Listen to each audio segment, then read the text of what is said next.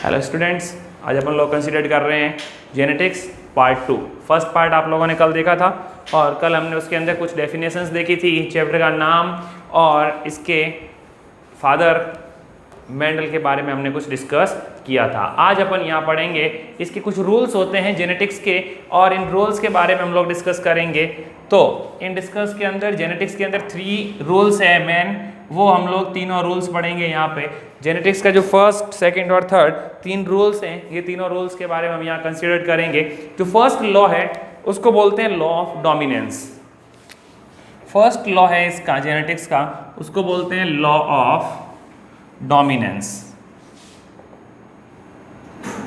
Law of dominance, ये जो law of dominance है, इसका डोमिनेंस का मतलब होता है इफेक्टिव। अगर आप लोग ये भी बोल सकते हो कि लॉ ऑफ इफेक्टिवनेस, ठीक है, लॉ ऑफ डोमिनेंस भी बोल सकते हो और इफेक्टिवनेस भी बोल सकते हो। तो ये जो लॉ ऑफ डोमिनेंस होता है हमारा, ये लॉ ऑफ डोमिनेंस क्या बताता है कि कौन सी प्रॉपर्टी कौन से वाले जनरेशन में ज़्यादा एक्सपेक्ट करेगी या ज़्यादा अपने आप को रिप्रेजेंट करेगी, उसको बोलते हैं हम लोग लॉ ऑफ डोमिनेंस। इसने मेंडल ने बोला था कि जब हम लोग 2 पेरेंटल जनरेशन के बीच में क्रॉस करवाते हैं, जैसे देखो 2 पेरेंटल जनरेशन है हमारे पास में, 2 पेरेंटल जनरेशन, जैसे एक हमने ले लिया प्योर टॉल और दूसरा हमने ले लिया प्योर ड्रॉफ।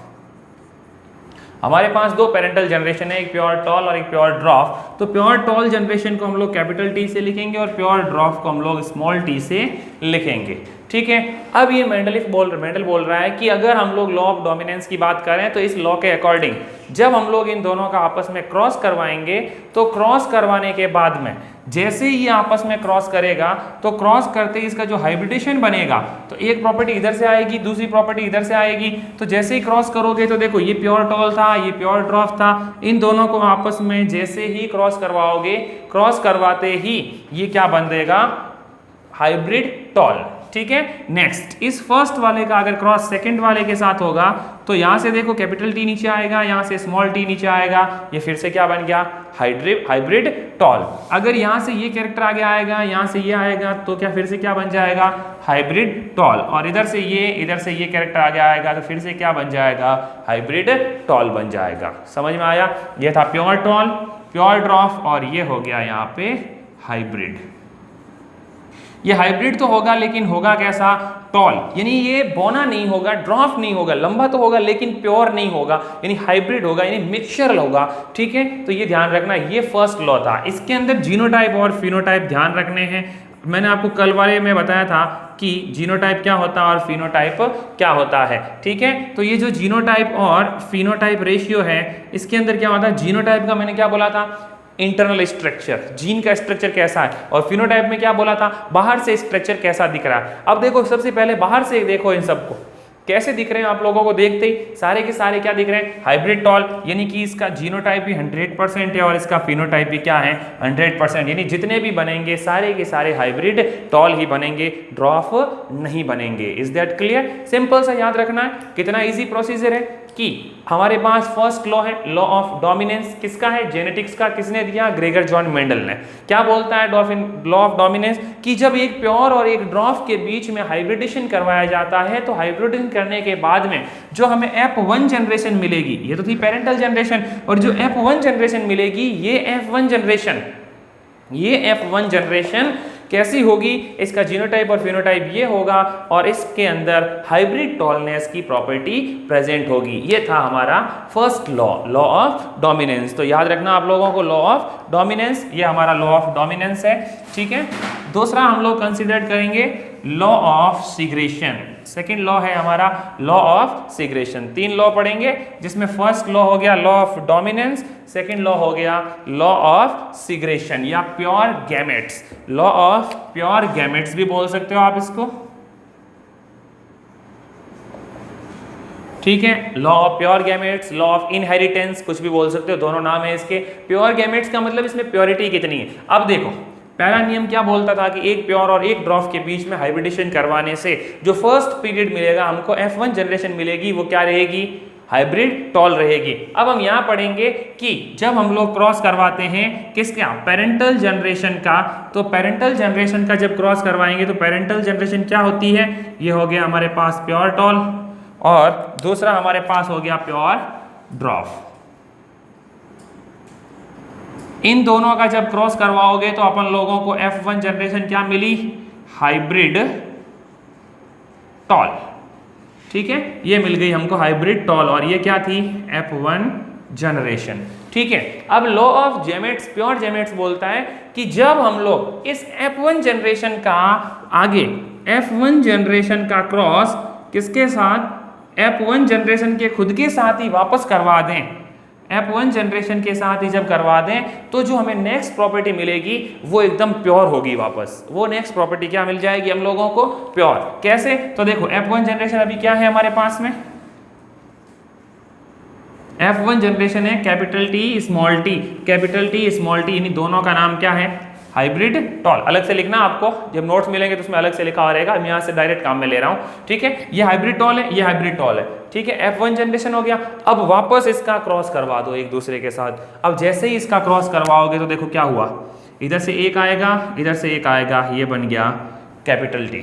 ठीक है, इधर से एक आएगा, इधर से एक आएगा, क्या बन गया, capital T small t। Capital वाले को आगे लिखना, स्मॉल वाले को पीछे लिखना। ठीक है, अब इधर से एक आएगा, इधर से एक आएगा, क्या बन गया, स्मॉल t। और फिर इधर से एक आएगा और यहाँ से एक आएगा तो क्या बन गया, कैपिटल T स्मॉल t। आई बात समझ में यहाँ तक, सिंपल सा चार चीजें। इसको देखो एक अलग तरीके से भी अपन लोग लिख सकते हैं कि हम लोग जैसे ही इसका हाइब्रिडेशन करवा रहे हैं तो कैपिटल T स्मॉल t है, इसको इस कंडीशन में लिखो, यहाँ capital T small t, capital T small t, यहाँ एक बॉक्स बना देते हैं अपन लोग। ठीक है, अब जैसे ही अपन लोग इनका आपस में क्रॉस करवाएंगे तो देखो ये कैपिटल T इधर से यहाँ लिखो, यहाँ वाला ये वापस यहाँ लिखो, दोनों पास पास लिखोगे तो ये क्या बन जाएगा हमारे पास, प्योर। फिर इधर से ये कैपिटल, इधर से ये स्मॉल, ये क्या बन जाएगा, हाइब्रिड। इधर से ये कैपिटल, ये स्मॉल, ये क्या बन जाएगा, हाइब्रिड। ये स्मॉल क्या बन गया वापस, प्योर ड्वार्फ। ये प्योर टॉल, ये क्या बन गया, हाइब्रिड टॉल। आई बात समझ में। ठीक है, अब अगर आपने को क्या निकालना है इसके अंदर लास्ट में, वही वापस जीनोटाइप फिनोटाइप। तो देखो इसका जीनोटाइप रेशियो क्या होगा और इसका फिनोटाइप रेशियो क्या होगा। तो देखो जीनोटाइप, मैंने क्या बोला था, जीन का मतलब अंदर का स्ट्रक्चर और फिनो का मतलब बाहर से। बाहर से देखने पर ये कैसा है, टॉल, ये कैसा है, टॉल, ये भी टॉल और ये ड्वार्फ। तो देखो जीनोटाइप, जीनोटाइप मतलब अंदर का, फिनोटाइप मतलब बाहर का। बाहर से 3 लंबे हैं तो ये 3 और छोटा कितना है 1, तो 3:1। क्लियर है। नेक्स्ट अगर हम लोग बात करें अंदर से कैसे हैं, रियल में कैसे हैं, तो रियल में देखो ये तो प्योर है, तो ये अकेला प्योर है टॉल में, ये हाइब्रिड यानी दोनों ये हैं वो अंदर से सेम है और ये बोना है यानी ड्वार्फ है, ये अलग है। तो इसका जीनोटाइप हो गया 1 2 3 1 2 1 और फिनोटाइप हो गया 3 1। टोटल नंबर होगा वो इसका टोटल के बराबर होना चाहिए। तो 1 2 और 1 कितने हो गया 4, 1 2 3 4, 3 और 1 4, ये 4। ठीक है, ये था इसका लॉ ऑफ सिग्रेशन। क्लियर है आप लोगों को। ये 2 लॉज आपको ध्यान रखने अच्छे से, दोनों लॉज के बारे में आपको अच्छे से ध्यान रखना है, इनके अंदर आपको प्रॉब्लम्स नहीं होनी चाहिए। क्लियर हो जाएगा यहाँ तक आप लोगों को पोर्शन। तो सिंपल सा ध्यान रखना है। आज अपन लोगों ने देखा है सबसे पहला पोर्शन क्या था अपने पास में कि जो हम लोग पढ़ रहे हैं जेनेटिक्स, इस जेनेटिक्स को किसने दिया था, सबसे पहले इसके बारे में बताया था मेंडल ने हमको 3 लॉज दिए, 3 लॉज दिए मेंडल ने आप लोगों को। 3 लॉज में से फर्स्ट लॉ था डोमिनेंस, जो डोमिनेंस का लॉ था। इस डोमिनेंस के लॉ के अंदर क्या था कि कौन सी प्रॉपर्टी इफेक्टिव है, यानी F1 जनरेशन में कौन सी प्रॉपर्टीज अपने को देखने को मिलेगी, उसको बोलते हैं लॉ ऑफ डोमिनेंस। उसके बाद दूसरा लॉ पढ़ा हमने प्योर जेमेट्स का, या लॉ ऑफ सिग्रेशन भी इसको बोलते हैं। प्योर जेमेट्स का मतलब 2 प्योर चीजों के बीच में पहले क्रॉस करवाओ, फिर उससे F1 जनरेशन निकालो। जो F1 जनरेशन मिले उस F1 जनरेशन का उस खुद के साथ ही वापस क्या करवा दो, क्रॉस करवाओ, जैसे ये करवाया हमने यहाँ पर, या फिर अपन लोग यहाँ देख सकते हैं ये F1 जनरेशन का क्रॉस करवाया। जैसे ही हमने F1 जनरेशन का क्रॉस उसके खुद के साथ करवाया तो हम लोगों को वापस क्या मिला, इसकी प्योर प्रॉपर्टी मिल गई, यानी कि प्योर वापस मिले। जो हम लोगों ने F1 जनरेशन में लिए थे वो चीजें वापस मिल गई हम लोगों को, और F2 के भी कुछ गुण इसमें आ गए। इसीलिए हम लोग भी जैसे हम लोगों को देखते हैं तो अपनी कुछ प्रॉपर्टी क्या बोलते हैं, दादा और नाना से मिलती जुलती होती है, क्योंकि पीछे वाली पीढ़ी के कुछ गुण अपने अंदर आ जाते हैं वापस, और ज्यादातर गुण अपने अंदर किसके आ जाते हैं, माता पिता के। ठीक है, तो इस तरह से ये प्रॉपर्टी चलती है। याद रह जाएगा, सिंपल सा, समझ में आया सबको इजीली। तो यहां तक आपको ध्यान रखना। एक चीज और देखते हैं अभी, बैक क्रॉस। अब देखो ये सब बैक क्रॉस, टेस्ट क्रॉस, दोनों चीजें इस पे डिपेंड करेगी कि ये लॉ ऑफ डोमिनेंस का, sorry law of pure gametes का ही एक पार्ट है। ठीक है, तो सबसे पहले अगर मैं बैक क्रॉस की बात करूं तो बैक क्रॉस का मतलब अपन लोग क्या करेंगे, बैक का मतलब पीछे वाला, बैक क्रॉस, बैक का मतलब पीछे वाला, और पीछे कौन से थे हमारे पीछे, ये हमारे पेरेंट्स थे। ठीक है, एक प्योर था टॉल, एक प्योर था ड्रॉप। ठीक है, और अपन लोग पढ़ रहे हैं लॉ ऑफ प्योर जेमेट्स। प्योर जेमेट्स के अंदर दो पीढ़ी होनी चाहिए, दो में से एक तो F1 जनरेशन ही होनी चाहिए। एक तो क्या होनी चाहिए, F1 जनरेशन होनी चाहिए। F1 जनरेशन का जब खुद के साथ करवाते हैं रिएक्शन, या फिर खुद के साथ जैसे ही करेंगे तो उसको बोलेंगे लॉ ऑफ प्योर गैमेट्स। और जैसे ही इसका इसके बैक के साथ, बैक का मतलब इसके पुरानी वाली पीढ़ी के साथ, और पुरानी वाली में भी कौन सी, फादर वाली, यानी कि इफेक्टिव वाली, टॉल वाली, उसके साथ जब इसका क्रॉस करवाओगे तो इस कंडीशन को अपन लोग क्या बोलते हैं, बैक क्रॉस। ठीक है,